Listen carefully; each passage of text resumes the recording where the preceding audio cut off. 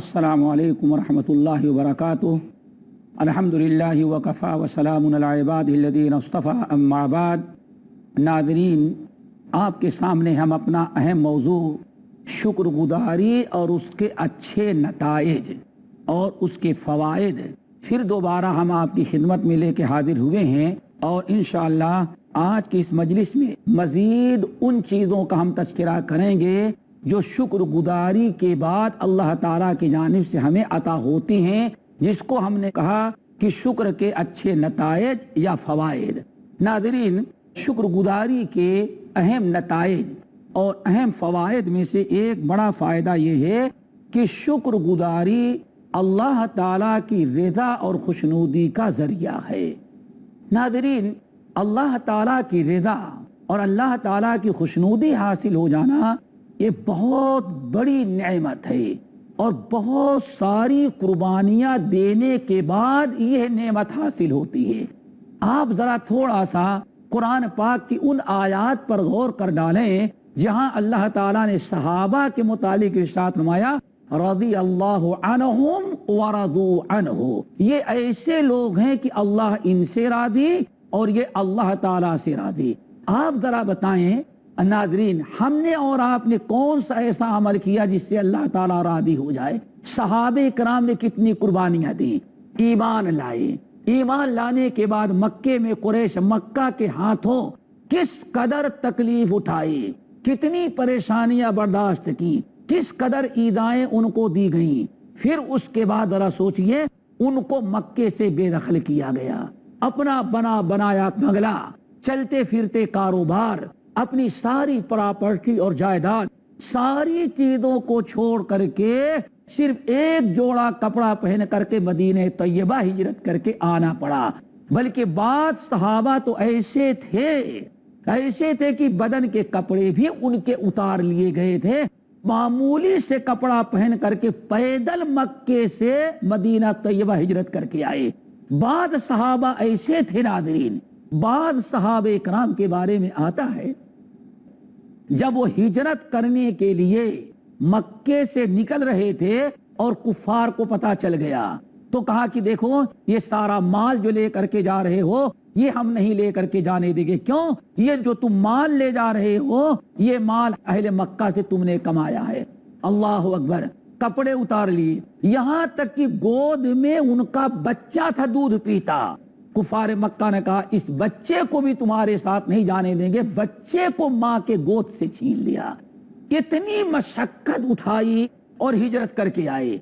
हिजरत करके आने के बाद अल्लाह ताला की राह में जिहाद करना, किसी ने अपने बेटे को शहीद किया, किसी ने अपने बाप को शहीद किया, किसी ने अपने भाई को शहीद किया, कोई बजाते खुद शहीद हुआ। और जो जिंदा रह गए उनके बदन पर कितने कितने जख्म पहुंचाए गए। नाज़रीन, इतने पापड़ बेलने के बाद और इतनी मशक्कतें और इतने बड़े बड़े आमाल और इतनी कुर्बानियां देने के बाद अल्लाह ने फरमाया, रज़ी अल्लाहु अन्हुम, इन खुश नसीबों से अल्लाह ताला राजी हो गया।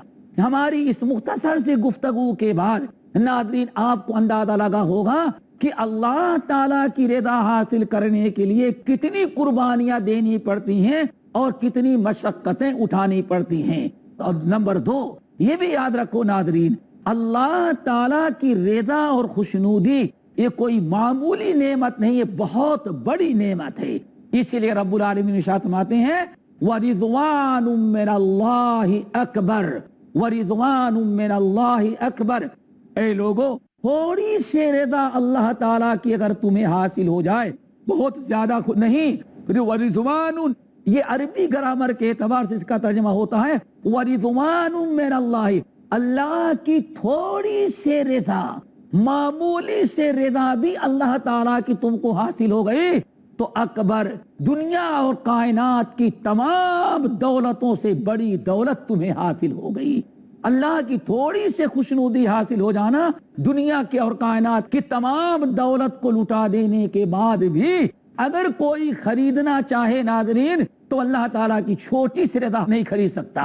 ये तफसील से आपको मैं ये बताना चाहता था कि शुक्रगुजारी इतना बेहतरीन अमल है کہ جو انسان اللہ تعالیٰ کا شکر گزار بن جائے، شکر گزاری کی برکت سے اللہ تعالیٰ کو اس کی رضا حاصل ہو جاتی ہے، اللہ تعالیٰ اپنی رضا کا اعلان کر دیتے ہیں۔ یہ بہت بڑی نعمت ہے کہ اللہ تعالیٰ کی رضا اور خوشنودی حاصل ہو جائے، اور عمل ہمیں کیا کرنا ہے؟ شکر گزاری۔ ناظرین، خلاصہ یہ کہ شکر گزاری کے فوائد اور بہترین نتائج میں سے یہ ہے کہ جو شکر گزاری کرتا ہے اسے اللہ تعالیٰ کی رضا حاصل ہو جاتی ہے۔ چنانچہ اللہ تعالیٰ سورہ زمر کے اندر ارشاد فرماتے ہیں، اے لوگو ان تکفروا فإن اللہ غنی عنکم، اے لوگو یاد رکھو، وَإِن تَكْفُرُوا، اگر دنیا کے سارے لوگوں تم اللہ تعالیٰ کی ناشکری کرو تو یاد رکھو اللہ تعالیٰ کا کچھ نہیں بگڑے گا۔ وَإِن تَكْفُرُوا فَإِنَّ اللَّهَ غَنِيٌّ عَنْكُمْ، اللہ بالکل تم سے بے نیاز ہے، تمہاری شکر گزاری سے اللہ تعالیٰ کی خدائی اور اللہ تعالیٰ کی بڑائی حکومت میں کچھ فائدہ نہیں ہوتا۔ پہلے تو یہ چیز اللہ نے بیان کیا کہ تم کتنے بھی ناشکرے بن جائے، تمہاری شکر گزاری سے نہ تو اللہ تعالیٰ کی بادشاہت اور حکومت میں کچھ اضافہ ہوتا ہے، اور نہ تو ناشکری کرنے سے اللہ تعالیٰ کا کچھ نقصان ہوتا ہے۔ ہمیں ایک حدیث یاد آئی، وہ بھی بیان کرتے چلیں۔ ناظرین، جو اللہ نے ارشاد فرمایا کہ اے لوگو تم شکر گزاری کرو گے تو نہ اللہ تعالیٰ کی حکومت میں کچھ اضافہ ہوگا، اور ناشکری کرو گے تو نہ تو اللہ تعالیٰ کا کچھ نقصان ہوگا۔ اس کو اس حدیث سے اندازہ لگائیں اللہ تعالیٰ کس قدر ہم سے بے نیاز ہے دنیا والوں سے۔ حضرت ابو ذر غفاری سے امام مسلم رحمۃ اللہ علیہ نے بسند صحیح ایک حدیث نقل کی ہے، حدیث قدسی، اور حدیث بہت طویل ہے۔ اس کے اندر اللہ تعالیٰ یہ ارشاد فرماتے ہیں، یا عبادی لو ان اولکم وآخرکم وانسکم وجنکم کانوا علی اتقى قلب رجل واحد منکم۔ کتنی بڑی بات، اللہ تعالیٰ کی خدائی ہے، اللہ تعالیٰ کی ذات بے نیاز ہے، کسی کی شکر گزاری کا محتاج ہے ہی نہیں اللہ تعالیٰ۔ سنو، اللہ تعالیٰ فرماتے ہیں، اے میرے بندو، لو ان اولکم وآخرکم، اگر تمہارے اولین اور آخرین یعنی تمہارے پہلے لوگ اور آخری لوگ، آدم سے لے کر کے آخری انسان تک، سارے لوگ مل کر کے اعلیٰ درجے کے نیک بن جاؤ، متقی پرہیزگار بن جاؤ، سارے کے سارے لوگ ولی بن جاؤ، فرشتہ بن جاؤ، تو اللہ تعالیٰ فرماتے ہیں ما زاد ذالک فی ملکی شیئا، دنیا کے سارے لوگ اولین اور آخرین اگر اللہ کے نیک بندے ولی اور فرشتے بن جائیں، سارے دنیا کے لوگ اللہ تعالیٰ کے عبادت گزار اور شکر گزار بن جائے، تو اللہ تعالیٰ فرماتے یاد رکھو ما زاد ذالک فی ملکی شیئا، ہماری حکومت اور بادشاہت میں اس سے ذرہ برابر اضافہ نہیں ہوگا۔ اور آگے سنو، یا عبادی لو ان اولکم وآخرکم وانسکم وجنکم کانوا علی افجر قلب رجل واحد منکم ما نقص ذلک من ملکی شیئا، اے انسانوں، اگر تمہارے اولین اور تمہارے آخرین، آدم سے لے کر کے قیامت تک آنے والے سارے انسان، سارے جنات، سارے لوگ مل کر کے دنیا کے سب سے بڑے کافر بن جائیں، فرعون اور نمرود اگر بن جائیں اور سب کے سب ناشکرے بن جائیں، تو اللہ تعالیٰ فرماتے یاد رکھو ما نقص ذلک من ملکی شیئا، اس سے ہماری بادشاہت میں ذرہ برابر کمی واقع نہیں ہوتی۔ ناظرین، اللہ تعالیٰ کی تو یہ ذات ہے، اسی لیے سورہ زمر کی آیت بتا رہا تھا، اللہ فرماتے ہیں ان تکفروا فإن اللہ غنی عنکم، اے میرے بندو، اگر تم سارے لوگ اللہ تعالیٰ کی ناشکرے بن جاؤ، اگر تم سارے لوگ ناشکری کرنے لگو تو اللہ تعالیٰ کا کوئی نقصان نہیں ہوگا۔ کیوں؟ اللہ تعالیٰ تمہاری شکر گزاری سے بری ہے، غنی ہے، بے نیاز ہے، اللہ تعالیٰ کو تمہاری شکر گزاری کی کوئی ضرورت نہیں ہے۔ ہاں، اتنا یاد رکھنا، وَإِن تَشْكُرُوا اگر تم لوگ اللہ تعالیٰ کا شکر ادا کرو گے تو تمہارا فائدہ یہ ہوگا یرضہ لکم، اللہ تعالیٰ تم سے خوش ہو جائیں گے، تم سے اللہ تعالیٰ راضی ہو جائیں گے۔ وَإِن تَشْكُرُوا يَرْضَهُ لَكُمْ، اگر تم اللہ تعالیٰ کا شکر ادا کرو گے تو اللہ تعالیٰ کی رضا حاصل ہوگی۔ ناظرین، میں نے بتایا کہ وَرِضْوَانٌ مِّنَ اللَّهِ اکبر، اللہ تعالیٰ فرماتے ہیں اللہ کی معمولی سے خوشنودی کائنات کی سب سے بڑی چیز ہوا کرتی ہے۔ اسی لیے ہمیں برابر اللہ تعالیٰ کی شکر گزاری کرنا چاہیے۔ کیوں؟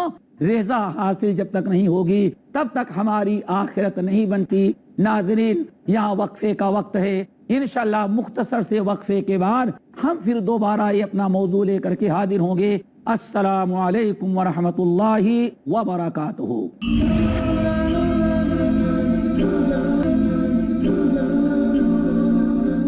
السلام علیکم ورحمۃ اللہ وبرکاتہ، نحمدہ ونصلی علی رسولہ الکریم، اما بعد۔ ناظرین، ہم آپ سے گفتگو کر رہے تھے شکر گزاری کے اچھے نتائج اور فوائد پر، اور بات یہاں آ کر کے رکی تھی کہ شکر الہی اور شکر گزاری کے بڑے نتائج اور فوائد میں سے ایک بڑا تیسرا فائدہ یہ ہے کہ اس کے ذریعے انسان کو اللہ تعالیٰ کی رضا اور خوشنودی حاصل ہو جاتی ہے۔ ناظرین، شکر گزاری کے اہم فوائد میں سے اور اہم جو نتیجہ یا ثمرہ اور پھل جو اس شکر گزار کو حاصل ہوتا ہے، چوتھا یہ ہے کہ شکر گزاری کی وجہ سے اللہ تعالیٰ اس کو بے انتہا اور بغیر حساب کے اجر و ثواب دیا کرتے ہیں، اور اللہ رب العالمین دیتے ہیں۔ ناظرین، دو نیکی ایسی ہے جس کے متعلق اللہ تعالیٰ فرماتے کہ میں بدلہ دیتا ہوں ان کا۔ ایک نیکی تو روزہ ہے، اللہ تعالیٰ روزے کے متعلق فرماتے ہیں فرشتوں بس تم نوٹ کرتے جاؤ کہ ہاں اس بندے نے روزہ رکھا ہے، باقی کتنا اجر و ثواب دینا ہے وَأَنَا أَجْزِي بِهِ، میں بندے کا اجر و ثواب میں اپنے ہاتھوں سے دوں گا۔ پہلی نیکی۔ ناظرین، دوسری نیکی جس کا بدلہ اللہ تعالیٰ خود دیتے ہیں، فرشتوں کے حوالے نہیں کرتے، وہ ناظرین شکر گزاری ہے۔ انسان جب اللہ تعالیٰ کا شکر ادا کرتا ہے، اچھا عجیب سے معاملہ ہے ناظرین، ذرا سوچیں، شکر گزاری جو کچھ ہمارے پاس ہے، مال کی شکل میں، اولاد کی شکل میں، دھن اور دولت کی شکل میں، گھر اور محل کی شکل میں، صحت اور تندرستی کے شکل میں، یعنی ذرا سوچیں جس کو کہتا ہے ایڑی سے چوٹی تک جو کچھ آپ کو نظر آئے گا سب کچھ اللہ تعالیٰ کا دیا ہوا انعام ہے، ساری چیزیں اللہ تعالیٰ کی دی ہوئی ہیں۔ بڑے ہم خوش نصیب ہیں کہ اللہ کی دی ہوئی چیز پر اگر ہم اللہ تعالیٰ کا شکر ادا کریں تو اتنا بڑا اجر و ثواب دے رہا ہے۔ ساری چیزیں اللہ کی ہیں، بس اللہ ناظرین آپ سے یہ چاہتا ہے کہ ہاں تم اللہ تعالیٰ کی نعمتوں کو استعمال کرنے کے بعد اللہ کو یاد کرو اور اللہ تعالیٰ کا شکر ادا کرو، دل و زبان سے اللہ تعالیٰ کی شکر گزار بن جاؤ، پھر اللہ تعالیٰ اس پر تمہیں اجر و ثواب بھی دے گا، اور اجر و ثواب بھی کیسا؟ معمولی اجر و ثواب نہیں، بے انتہا، اور وہ بھی فرشتوں سے نہیں دلوائیں گے۔ اللہ تعالیٰ فرماتے ہیں اس بندے نے میری نعمتوں پر میرا شکر ادا کیا ہے، اس لیے شکر گزاری کا بدلہ بھی اللہ تعالیٰ فرماتے میں ہی دوں گا۔ ناظرین، قرآن پاک کی آیت سورہ آل عمران آیت نمبر 144 کو آپ ذرا مطالعہ کریں اور اس کے ایک حصے کو ہم پڑھ کر کے سناتے ہیں۔ اللہ تعالیٰ ارشاد فرماتے ہیں وَسَيَجْزِي اللَّهُ الشَّاكِرِينَ وَسَيَجْزِي اللَّهُ الشَّاكِرِينَ، ان قریب اللہ تعالیٰ ان قریب شکر گزاروں کا بدلہ اللہ تعالیٰ دے گے۔ یہ ہے اصل میں مطلب وَسَيَجْزِي اللَّهُ الشَّاكِرِينَ، شکر گزاروں کا ضرور اللہ تعالیٰ بدلہ دیں گے۔ اب اللہ تعالیٰ کتنا دیں گے اللہ نے یہ نہیں بتایا، اسی لیے اہل علم کہتے ہیں بدلہ دے گا بغیر حساب کے۔ کیوں؟ نماز پڑھو گے تو اتنا ثواب، صدقہ دو گے تو اتنا اجر و ثواب، حج کرو گے تو اتنا ثواب ملے گا، عمرہ کرو گے تو اتنا ثواب ملے گا، ہر نیکی کا بدلہ اللہ نے بتایا اتنا ملے گا۔ اور جب شکر گزاری کے بدلے کا ذکر آیا تو اللہ نے یہ نہیں بتایا کہ ہاں ہم کتنا دیں گے، بس اتنا فرمایا وَسَيَجْزِي الشَّاكِرِينَ، شکر گزاری کا بدلہ اللہ تعالیٰ بذات خود دیں گے۔ اسی لیے ناظرین یہ بہت بڑا شرف ہے، یہ بہت بڑی فضیلت ہے کہ شکر گزار کو بدلہ ملے تو بے حساب، اور ملے بھی تو اللہ رب العالمین کے مبارک ہاتھوں سے ملے۔ اور ناظرین یہ بھی یاد رکھیں اللہ تعالیٰ کا ہاتھ کتنا بڑا ہے، اللہ تعالیٰ کا ہاتھ اتنا بڑا ہے اگر ایک مٹھی بھی اللہ تعالیٰ نے شکر گزار کو شکر گزاری کی بنا پر، ناظرین اگر اللہ تعالیٰ ایک مٹھی بھی اجر و ثواب دیتے تو کتنا ہوگا، 1000 2000 لاکھ 2 لاکھ ٹن 2 ٹن، اس کو آپ اندازہ نہیں لگا سکتے۔ کیوں؟ رب العالمین فرماتے ہیں وَالسَّمَاوَاتُ مَطْوِيَّاتٌ بِيَمِينِهِ، ساتوں آسمان جو اتنے بڑے بڑے دیکھ رہے ہو کہ ایک کنارے سے دوسرے کنارے تک پہنچنا تمہارے لیے ناممکن ہے، چاروں کونے تک جانا تو دشوار ناممکن ہے۔ اللہ تعالیٰ فرماتے ہیں لیکن قیامت کے دن ساتوں آسمانوں کو لپیٹ کر کے اللہ اپنے دائیں ہاتھ میں رکھ لیں گے۔ اس سے اندازہ لگائیں ناظرین اللہ تعالیٰ کا ایک ہاتھ اتنا بڑا ہوگا ماشاءاللہ کہ ساتوں آسمان اللہ تعالیٰ کی ایک مٹھی کے اندر آ جائیں۔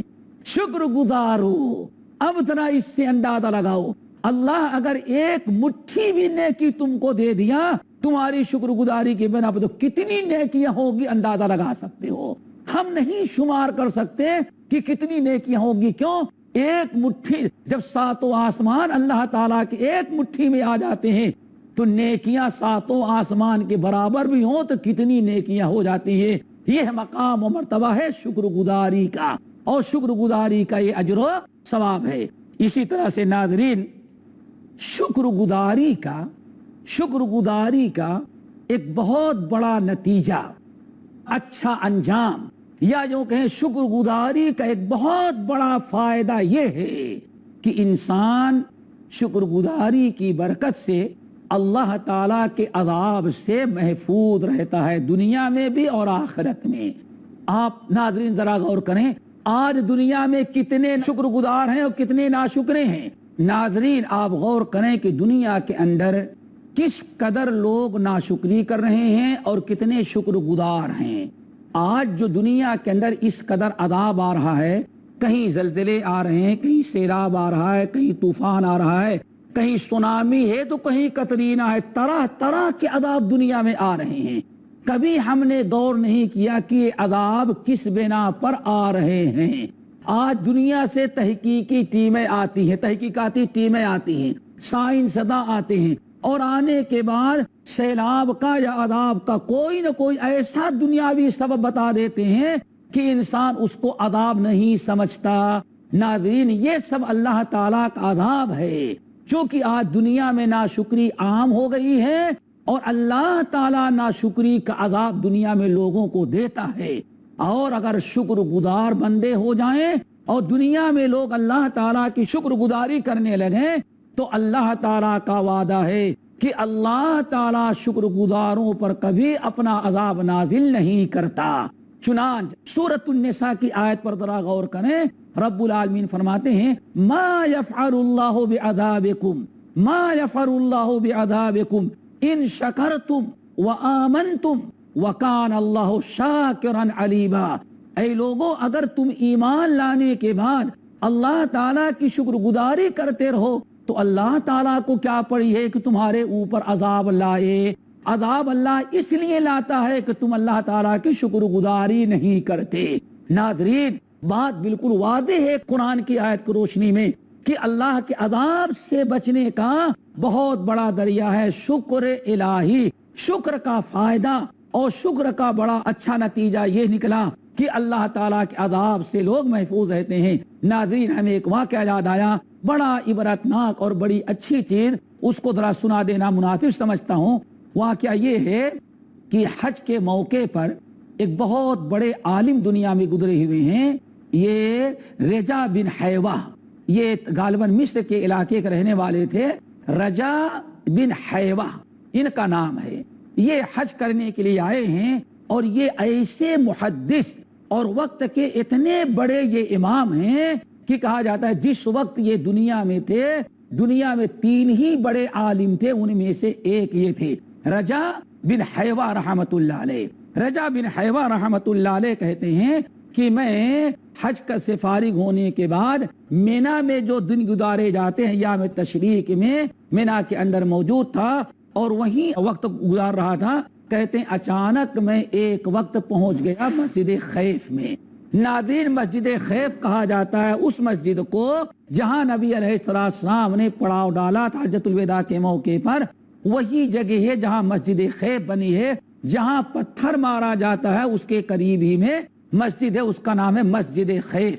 رجا بن حیوہ رحمت اللہ علیہ کہتے ہیں ہم مسجد خیف کے اندر گئے اور مسجد خیف میں نماز پڑھی تو میں نے دیکھا کہ سلام پھیرتے ہی ایک اجنبی شخص کھڑا ہوا جس کو میں نے کبھی دیکھا نہیں تھا۔ وہ کھڑے ہوتے ہی لوگوں کہا یا ایھا الناس ثلاث خصال لا يعذبكم اللہ بہن، اے لوگوں یاد رکھو 3 نیکیاں ایسی ہیں، 3 باتیں ایسی ہیں کہ 3 باتیں جب تک کسی انسان کے اندر پائی جائیں گی، جب تک وہ باتیں پائی جائیں گی تب تک اللہ تعالیٰ کی ان کو عذاب نہیں دے گا۔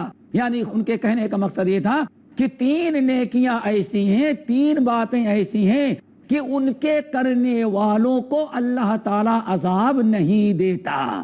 لا ثلاث خصال لا يعذب اللہ بہن، جب تک 3 چیزیں رہتی ہیں تب تک اللہ تعالیٰ کسی قوم کو عذاب نہیں دیتا۔ اس نے کہا الشکر والاستغفار والدعاء، یہ 3 چیزیں، ایک تو شکر الہی، دوسری توبہ استغفار اور تیسری دعا۔ اتنا کہہ کر کے وہ انسان مسجد سے باہر ہو گیا۔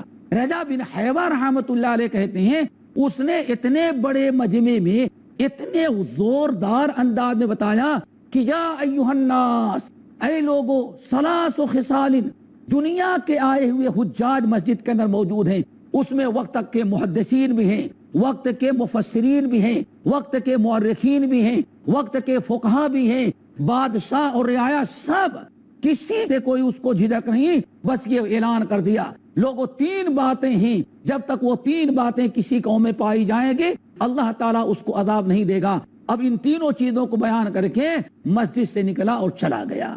مجھے بڑی حیرت ہوئی کہ آخر اتنے زوردار انداز میں اتنے علماء اور فضلاء، اتنے محدثین مفسرین کے سامنے اس نے اتنی بڑی بات کیا لیکن کوئی حوالہ نہیں دیا، نہ قرآن کی آیت پیش کی، نہ نبی کی حدیث سنائی، نہ صحابہ کا کوئی قول پیش کیا۔ آخر اس نے یہ تینوں باتیں کہاں سے بیان کیا؟ وہ کون سا عالم ہے؟ اس کی بات پر کیسے اعتبار کیا جائے؟ کہتے بڑی حیرت تھی، اعتبار کیسے کریں اس کی بات پر؟